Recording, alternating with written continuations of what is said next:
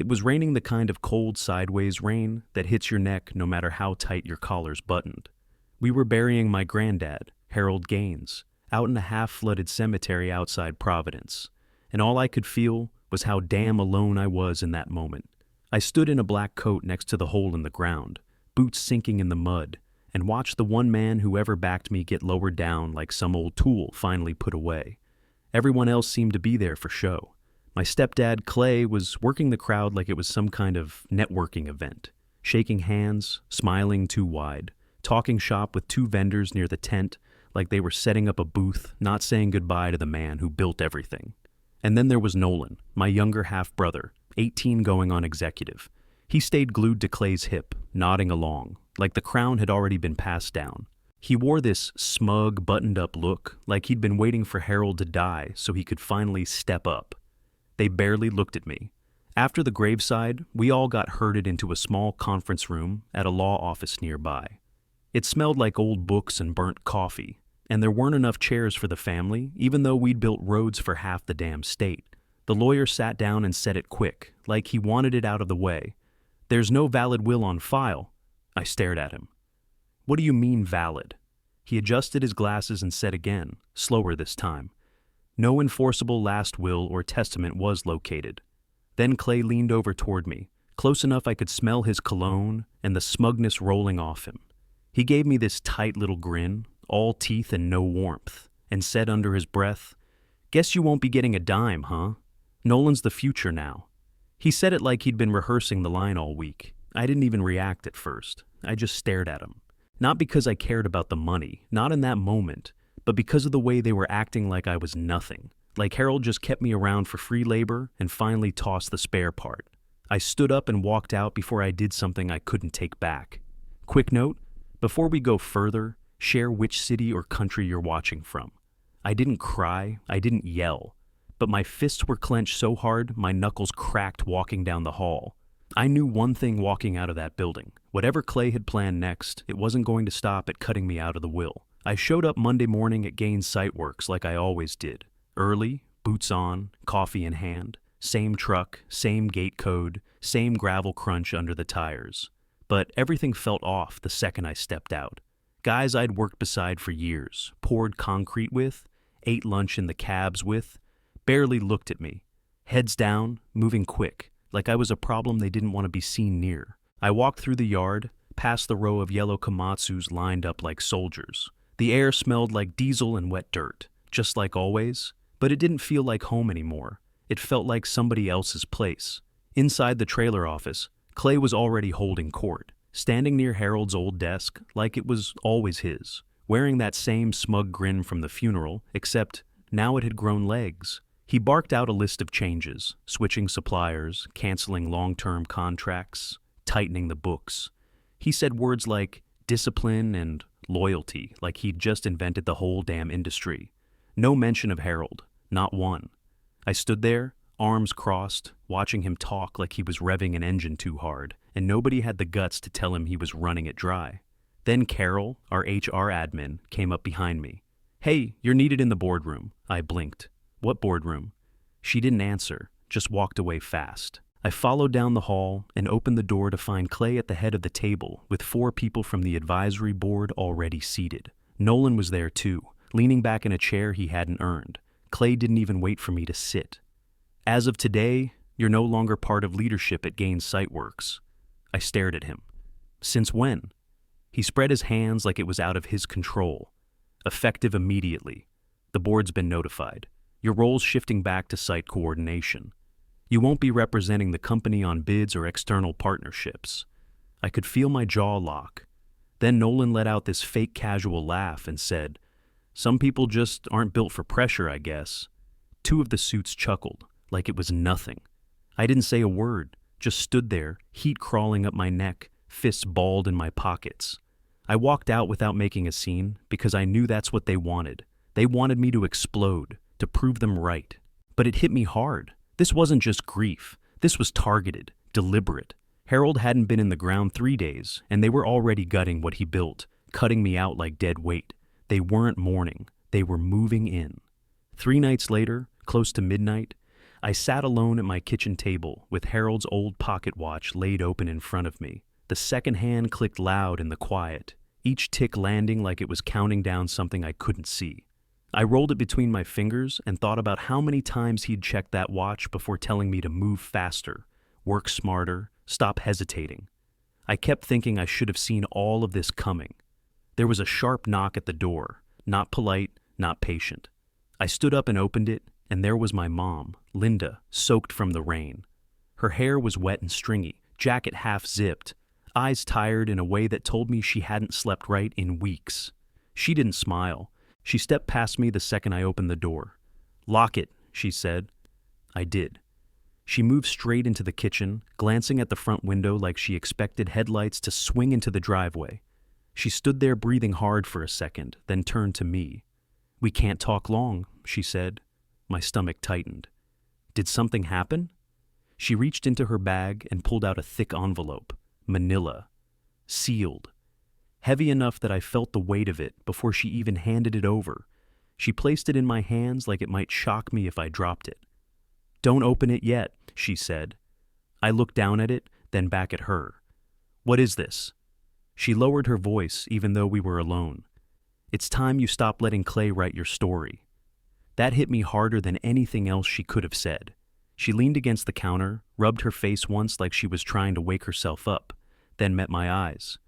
"Your granddad made plans, real ones, in case they tried to erase you." My chest tightened. "Erase me how?" She stepped closer and grabbed my forearm, fingers digging in harder than I expected. "Listen to me. You do not show this to anyone. You do not talk about it at work, and you sure as hell don't let Clay know you have it." I tried to pull my arm back, but she held on. "Mom, slow down." Her eyes filled, but her voice stayed steady. "If Clay finds out you have that envelope, he will come after you harder than you're ready for. I mean it." I looked down at her hand on my arm, then back at the envelope. My heart was pounding so loud, it drowned out the ticking watch. "What's inside?" I asked. She shook her head. "Not here. Not now." She let go of my arm and straightened up. "Hide it, somewhere safe, and promise me you won't confront him yet." I didn't answer right away. I just stared at her. She turned toward the door, already halfway gone. "I love you," she said, like it was a warning instead of comfort. After she left, I stood there in the quiet, rain tapping the window, and slid the envelope under my jacket before shoving it deep into the back of a cabinet where no one would think to look. I didn't sleep that night. I sat at the kitchen table with the envelope in front of me, staring at it like it might explode. I didn't touch it for hours. I just kept hearing my mom's voice. "Hide it. Don't confront him yet." By the time the sky started to shift from black to gray, I finally peeled the flap open, slow, careful, like opening it too fast might rip something in me I couldn't fix. The first thing inside was a letter, 1 page, all in Harold's handwriting, dated 9 months before he died. I read the first line twice just to believe it. "If you're reading this, it means Clay did exactly what I always feared he would." My throat tightened, my eyes burned. He laid it out clear. He didn't trust Clay, never had. He said Clay was a user, a man who wore other people's hard work like a coat, and always thought he could charm or threaten his way to the top. Then he wrote, "I've made sure you're protected. They'll come for your place, but they can't take your name unless you give it to them." I had to stop reading for a minute, just to breathe. Under the letter was a folded document. I opened it and froze. It was an amended birth record. My hand shook as I read the next line. Harold Allen Gaines, listed as legal and biological parent. I sat back like I'd been hit. Harold wasn't just my grandfather. He was my father. I stared at the wall, heartbeat thudding in my ears. And suddenly, everything made sense. Clay's resentment, the way he barely spoke my name unless he was barking orders, how he'd always introduced Nolan as his son, but never used that word for me unless someone was watching. He knew. The next page was a formal legal acknowledgement, signed, notarized. Harold had formally claimed me years ago, tied it to his estate, his business, everything. And then came the real hammer, a notarized statement written by Harold's lawyer. A valid will exists, signed and secured. It must not be allowed to disappear under any circumstance. I reread that line 3 times. Must not be allowed to disappear. That told me Harold knew exactly who he was dealing with. They weren't just screwing me over. They were wiping out proof. I pressed my palms to the table, steadying myself. This wasn't just money, wasn't about shares or titles or board meetings. This was my life, my name, my blood. And Harold didn't just believe in me, he left me a damn roadmap to fight back. I slid the papers back into the envelope, sealed it tight again, and hid it where no one would ever find it by accident. Then I stood up, grabbed Harold's old pocket watch off the table, and clipped it to my belt like I used to when we worked sites together. If Clay wanted a clean takeover, he should have buried the truth deeper. Because now, I had it. And I wasn't letting go. By the next weekend, Clay had already set the stage. Literally. His house looked like a damn magazine spread. White lights wrapped around the porch railings, jazz playing low from wireless speakers, catered food laid out like we were all supposed to forget we'd buried Harold less than 2 weeks ago. He called it a family and executives dinner, but it felt more like a show. Everyone there was someone he could manipulate.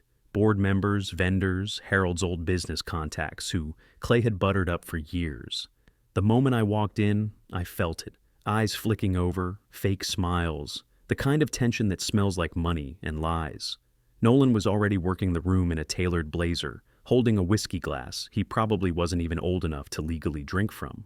He looked proud of himself, puffed up like he thought the whole world had finally caught on to how important he was. Clay clinked a fork to his glass once everyone was seated around the dining room table. "Thanks for coming. It's been a rough few weeks," he said with a practiced sigh. "But I think Harold would want us to look forward, not back."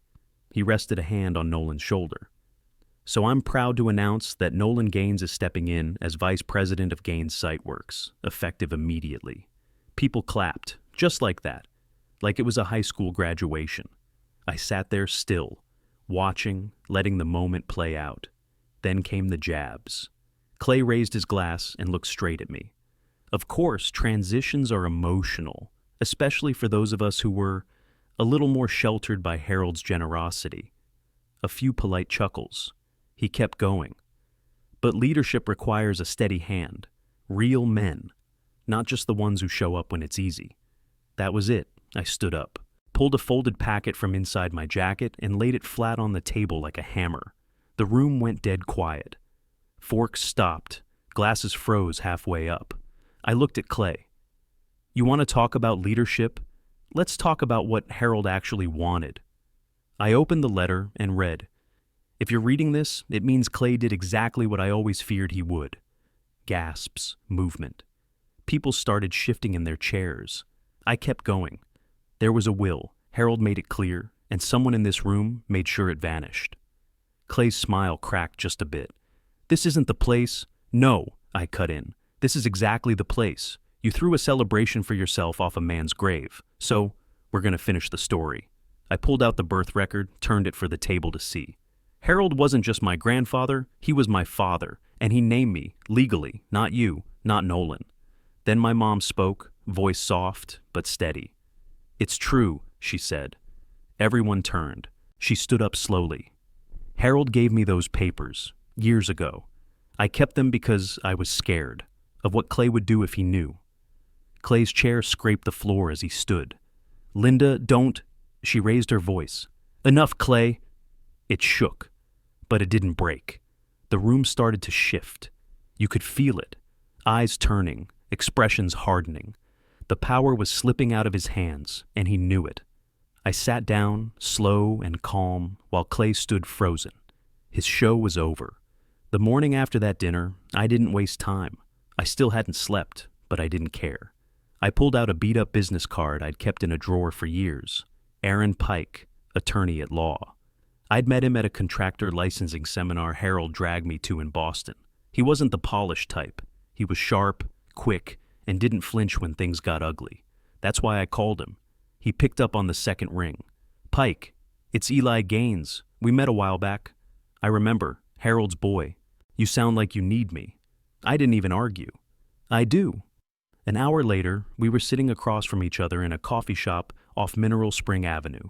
I laid out the envelope, the letter, the acknowledgement papers. He read everything twice, nodding slow. "This is solid," he said, tapping the letter. But courts don't run on emotion. They want originals, dates, witnesses, chain of custody. We need proof. Who touched that will? When? And what happened to it? I leaned in. So where do we start? Aaron cracked his knuckles and smiled for the first time. We start by kicking over some rocks. We went digging, hard. I gave him access to Harold's old office files I'd taken pictures of, before Clay had everything cleaned up. He filed record requests with the law firm Harold had used for years.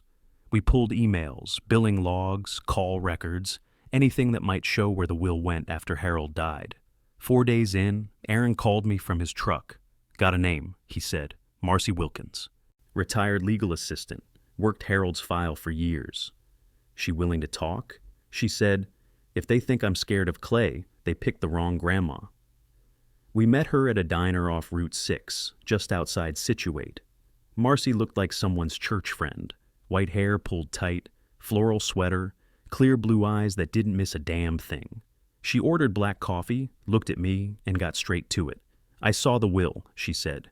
Typed, printed, signed, and notarized. Harold brought it in himself. Told me, file this in the safe. Don't let Clay anywhere near it. My heart thudded.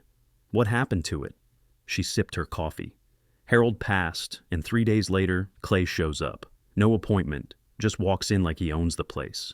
I wasn't there that day, but the next morning, I checked the safe log. Something was off. Off how? Aaron asked. Inventory didn't match. One entry removed. Handwritten note that was never initialed. We don't do that. Ever. Aaron leaned back. You'd be willing to say that in court?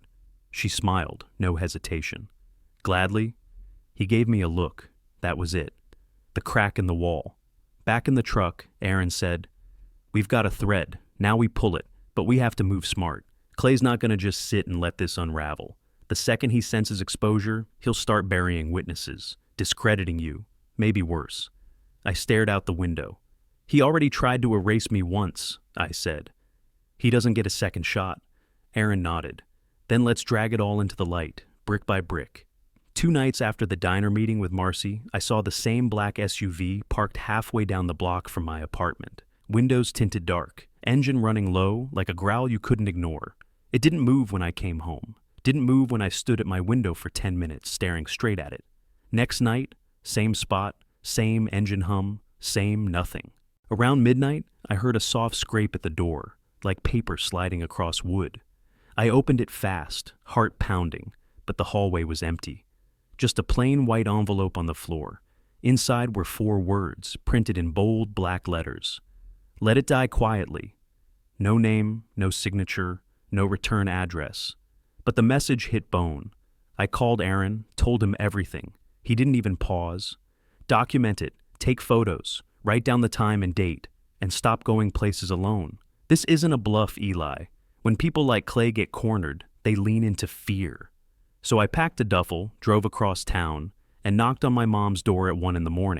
She opened it in her robe, hair pulled back, no questions asked, just stepped aside and said, "Spare bed's made." Sleeping in that house again felt strange, familiar but wrong, like putting on clothes that didn't fit anymore. I lay awake that first night, staring at the ceiling fan and thinking about every time Clay had told me to stay in my lane. This was his lane now, threats in the dark. But it didn't slow us down. Aaron kept pressing. We combed through the company's financials, especially the stretch right after Harold passed. One of the junior accountants leaked us a trail of consulting payments that didn't add up, thousands moving out to shell vendors, all within 10 days of Harold's death. Buried in that list was a line item labeled Transition Review, Executive Compliance, paid out to a name I didn't recognize. Aaron flagged it. This guy has no consulting license. No EIN, no paper trail before or after this check cleared. Fake vendor? I asked. Aaron nodded. Or a payoff. I sat back in the chair, blood hot. To take the will, or to keep it from surfacing? We sat quiet for a minute, the weight of it pressing down. Then I stood up, went into the kitchen, poured a glass of water with hands that wouldn't stop shaking. Clay had always worked the angles, talked in calm tones while pulling strings behind closed doors. But this was different. This was panic, and panic meant he was scared. That note on my floor, the SUV outside, that was him trying to keep his story intact. But something in me snapped right then. I wasn't a scared kid anymore. I wasn't going to play nice so Clay could keep pretending he built the kingdom Harold gave his life to. I walked back to the table, looked Aaron in the eye. "No more tiptoeing," I said. "He's not just stealing money, he's rewriting who I am." Aaron nodded slow. "So, what do you want to do next?" I picked up the envelope. "Make it official." I walked into the courthouse that morning, feeling like I was stepping onto a stage I never asked for. Everything was too clean, too quiet, too polished. The floors gleamed, the walls echoed. My stomach was flipping like I was about to throw a punch and get hit at the same time. Aaron walked beside me, calm as ever, carrying the binder full of proof we'd spent weeks digging up. He gave me a look like, "This is what we came for." Clay showed up in a three-piece suit, tie perfect, hair neat, with that same fake calm he always wore when he needed people to believe he was the victim. Nolan followed close behind him, dressed to match, but you could see the nerves in his face, eyes darting around, jaw tight, shoulders pulled back like he was trying to look like a man and not a puppet. They sat across from us at the petitioner's table like they belonged there. They didn't. The judge came in, gavel down. Case called. And then it was on. Aaron started by laying out the chain, step by step. Harold's handwritten letter, clear and dated. The legal acknowledgement naming me as Harold's biological and legal son. Marcy's sworn statement about the will stored in the law office safe, and the irregular inventory after Clay's surprise visit. Then came the financials. Consulting payments to vendors that didn't exist. Withdrawals marked for transition strategy that never hit the books. Aaron stood still, voice low and firm, letting each fact land like a punch to the ribs. Then it was my turn. I walked to the stand, swore in, sat down. My palms were sweating, my shirt stuck to my back, but I looked right at the judge and told the truth. Harold Gaines raised me. He taught me the business from the ground up. He told me straight up he didn't trust Clay, that one day he'd try to take everything and erase the parts that didn't serve him. I kept it short. I didn't cry, I didn't ramble, just gave the court what it needed, the truth. Then Clay took the stand. He played it cool at first, pretended to be hurt, confused, even insulted, called me troubled, said Harold pitied me, claimed the company moves were all by the book. But under cross, Aaron tore the mask off. "Can you explain why you visited the law office 3 days after Harold's death?" Clay blinked. "I was checking on paperwork." "Whose paperwork?" He hesitated. "Estate-related documents." "Were you aware the office had a signed will on file for Mr. Gaines?" "No." Aaron stepped closer. "Then why did Marcy Wilkins find a missing line item in the inventory log the morning after your visit?" Clay shifted in his chair. "I wouldn't know anything about that." "And the consulting payment to a non-existent vendor the same week? Was that also something you don't know about?" His jaw tightened. He didn't answer. The room felt like it shrunk. The silence got heavy. The judge looked down at her notes, then up at both tables. "Given the conflicting testimony and supporting documents, I'm ordering an immediate freeze on all estate-related assets and company control. A fraud investigation into potential will concealment is authorized effective today." Clay didn't say a word, but his face, it finally cracked. That smug calm vanished. What came through wasn't anger. It was fear. For the first time, Clay wasn't running the show. It didn't take long after court for the phones to start ringing. Not Clay's, mine, suppliers, contractors, people who'd worked with Harold for years. They weren't calling to gossip. They wanted to know who was actually steering the ship now. I told them straight. I wasn't in charge yet, but things were changing, fast.